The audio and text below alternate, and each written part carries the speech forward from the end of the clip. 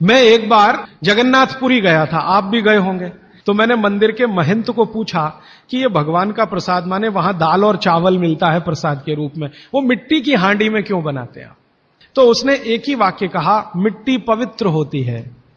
लेकिन वो जो नहीं कह पाया महंत, वो आपको मैं कहना चाहता हूं कि मिट्टी न सिर्फ पवित्र होती है, बल्कि मिट्टी सबसे ज्यादा वैज्ञानिक होती है। क्योंकि हमारा शरीर मिट्टी से बना है। हम जब मरते हैं ना और शरीर को जला देते हैं तो 20 ग्राम मिट्टी में बदल जाता है पूरा शरीर। और इस राख का मैंने विश्लेषण करवाया एक लेबोरेटरी में, तो उसमें कैल्शियम निकलता है, फास्फोरस निकलता है, आयरन निकलता है, जिंक निकलता है, सल्फर निकलता है, 18 माइक्रो न्यूट्रिएंट्स निकलते हैं मरे हुए आदमी की राख में। ये सब वही माइक्रो न्यूट्रिएंट्स हैं जो मिट्टी में है। तो महंत कहता है कि मिट्टी पवित्र है, इसलिए हम मिट्टी के बर्तन में ही दाल पकाते हैं, भगवान को पवित्र चीज ही देते हैं, अपवित्र चीज भगवान को नहीं दे सकते। वो बहुत वैज्ञानिक स्टेटमेंट है, बस इतना ही है कि वो उसको एक्सप्लेन नहीं कर सकता। अच्छा, मैं वो दाल ले आया और भुवनेश्वर लेके गया, पुरी से भुवनेश्वर। भुवनेश्वर में CSIR का एक लेबोरेटरी है, council of science and industrial research का लेबोरेटरी है, जिसको रीजनल रिसर्च लेबोरेटरी कहते हैं। तो वहां ले गया, कुछ वैज्ञानिकों से कहा ये दाल है, उन्होंने कहा हाँ हाँ ये पुरी की दाल है। मैंने कहा इसका विश्लेषण करना है, इस दाल में क्या है? तो उन्होंने कहा हमारे पास पूरे इंस्ट्रूमेंट नहीं है, हमारे पास जो जो चाहिए वो नहीं है, आप दिल्ली ले जाओ तो बेहतर है। तो मैंने कहा दिल्ली ले गया तो खराब तो नहीं होगी? उन्होंने कहा नहीं होगी, क्योंकि ये मिट्टी में बनी है। तो पहली बार मुझे समझ में आया मिट्टी में बनी है तो खराब नहीं होगी। तो मैं ले गया दिल्ली तक, सच में ले गया। और भुवनेश्वर से दिल्ली पहुंचने में आप जानते हैं करीब करीब 36 घंटे से ज्यादा लगता है। दिल्ली में दिया, कुछ वैज्ञानिकों ने उस पर काम किया और उनका जो रिजल्ट है, जो रिसर्च है, जो रिपोर्ट है, वो ये है कि इस दाल में एक भी माइक्रो न्यूट्रिएंट कम नहीं हुआ पकाने के बाद भी। तो प्रेशर कुकर की दाल को जब उन्होंने रिसर्च करके देखा तो उन्होंने कहा इसमें माइक्रो न्यूट्रिएंट्स बहुत ही कम है। मैं पूछा परसेंटेज वाइज बता दो, तो उन्होंने कहा अगर अरहर की दाल को मिट्टी की हांडी में पकाओ और 100% माइक्रो न्यूट्रिएंट्स हैं, तो कुकर में पकाने में 13% ही बचते हैं, 87% नष्ट हो गए। मैं पूछा कैसे नष्ट हुए, तो उन्होंने कहा ये जो प्रेशर पड़ा है ऊपर से और इसने दाल को पकने नहीं दिया, तोड़ दिया, मॉलिक्यूल्स टूट गए हैं, तो दाल तो बिखर गई है, पकी नहीं है, बिखर गई है, सॉफ्ट हो गई है। तो खाने में हमको ऐसा लग रहा है कि ये पका हुआ खा रहे हैं, लेकिन वास्तव में वो नहीं है। पके हुए से मतलब ये होता है कि जो माइक्रो न्यूट्रिएंट्स आपको कच्चे रूप में शरीर को उपयोग नहीं आते, उनको आप उपयोगी बना लें, इसको पका हुआ कहते हैं आयुर्वेद में। तो उन्होंने कहा कि ये मिट्टी की हांडी की दाल बहुत बहुत क्वालिटी में ऊंची है, बशर्ते कि आपके प्रेशर कुकर की। और दूसरी बात तो आप सभी जानते हैं, वो मुझे सिर्फ रिपीट करनी है कि मिट्टी की हांडी की बनाई हुई दाल को खा लीजिए तो जो उसका स्वाद है वो जिंदगी भर नहीं भूलेंगे आप। इसका मतलब क्या है? भारत में चिकित्सा का और शास्त्र पाक कला का ऐसा विज्ञान विकसित हुआ है जहां क्वालिटी भी मेंटेन रहेगी और स्वाद भी मेंटेन रहेगा। तब मैंने गांव गांव घूमता रहता हूं तो पूछना शुरू किया, तो बोलते हैं लोग कि ज्यादा नहीं, 30-40 साल पहले सब घर में मिट्टी की हांडी की दाल थी। मेरी दादी को पूछा तो दादी कहती है कि हम तो जिंदगी भर मिट्टी की दाल ही खाते रहे।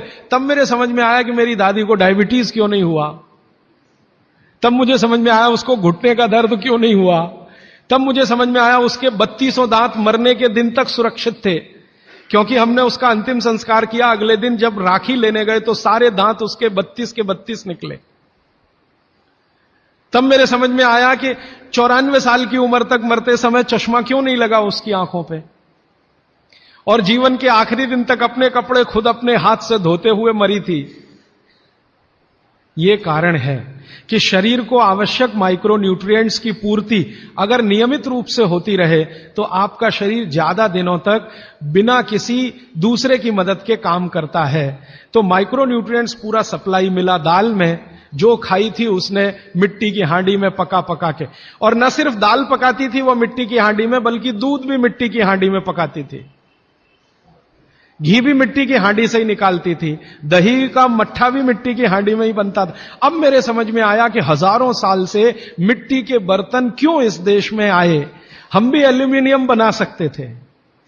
हिंदुस्तान में बॉक्साइट के खजाने भरे पड़े हैं।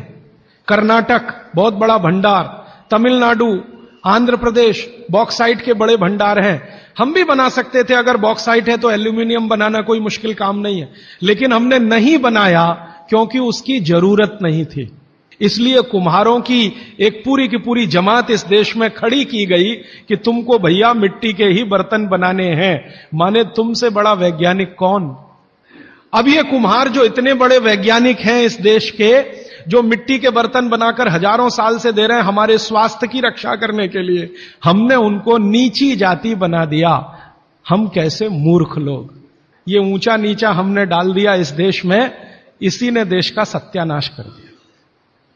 अगर प्रेशर कुकर की कंपनी जो बना रही है प्रेशर कुकर वो ऊंचा आदमी है, तो ये कुम्हार नीचा कैसे हो गया। जो सबसे बड़ा वैज्ञानिक काम कर रहा है, मिट्टी के बर्तन बना बनाकर आपके माइक्रो न्यूट्रिएंट्स को, आपके सूक्ष्म पोषक तत्वों को कम नहीं होने देने के लिए मिट्टी का सिलेक्शन करता है। वो आपको मालूम है, हर एक मिट्टी से बर्तन नहीं बनते। एक खास तरह की मिट्टी है वही बर्तन बनाने में काम आती है, और एक खास तरह की मिट्टी है जो हांडी बनाती है, दूसरे खास तरह की मिट्टी में कुल्हड़ बनता है, तीसरे खास तरह की मिट्टी में कुछ और बनता है। ये मिट्टी को पहचानना कि इसमें कैल्शियम ज्यादा, इसमें मैग्नीशियम ज्यादा, इसलिए हांडी इससे बनाओ, और इसमें कैल्शियम मैग्नीशियम कम है इसलिए इसका कुल्हड़ बनाओ, ये तो बहुत बहुत बारीक और विज्ञान का काम है। ये सब कुम्हार कर रहे हैं, हजारों साल से कर रहे हैं, बिना किसी यूनिवर्सिटी में पढ़े हुए कर रहे हैं। तो हमें तो वंदन करना चाहिए, उनके सामने नतमस्तक होना चाहिए। कितने महान लोग हैं। दुर्भाग्य से सरकार की कैटेगरी में वो बैकवर्ड क्लास में आते हैं। और सबसे मजे की बात कि ये हांडी जब खत्म होगी, माने इसकी लाइफ पूरी हो जाएगी, तो ये हांडी फिर मिट्टी में मिल जाएगी और फिर वही मिट्टी से हांडी बन जाएगी। दुनिया में ऐसी कोई वस्तु नहीं है। प्रेशर कुकर के बारे में तो नहीं कह सकते आप, बायोडिग्रेडेबल है। तो आप भी कर लीजिए ये काम, प्रेशर कुकर निकालिए, मिट्टी की हांडी ले आइए। तो आप कहेंगे जी दाल देर में पकेगी, सिद्धांत ही वही है दाल का, तो जो देर में खेत में पकी है वो देर में घर में भी पकेगी। आप कहें जी मिट्टी की हांडी के बाद अगर कोई चीज है, तो हमारे यहां एक मेटल बनता है जिसको आप लोग कहते हैं एलॉय है, कांसा। तीसरा सबसे अच्छा माना जाता है पीतल। अब ये कांसे और पीतल में भी हमने काम कर लिया कि अरहर की दाल को कांसे के बर्तन में पकाएं तो उसके सिर्फ 3% माइक्रो न्यूट्रिएंट कम होते हैं, 97% मेंटेन रहते हैं। पीतल के भगोने में पकाएं तो 7% कम होते हैं, 93% बचे रहते हैं। लेकिन प्रेशर कुकर में बनाएं तो सिर्फ 7% बचते हैं, बाकी खत्म होते हैं। अब आप तय कर लीजिए, आपको लाइफ में क्वालिटी चाहिए तो आपको मिट्टी की हांडी की तरफ ही जाना पड़ेगा। माने भारत की तरफ वापस लौटना पड़ेगा, इंडिया से। अभी हम हैं इंडिया में, जो बनाया अंग्रेजों ने या बना दिया अमरीकियों ने। इस इंडिया से निकल के भारत की यात्रा करनी पड़ेगी।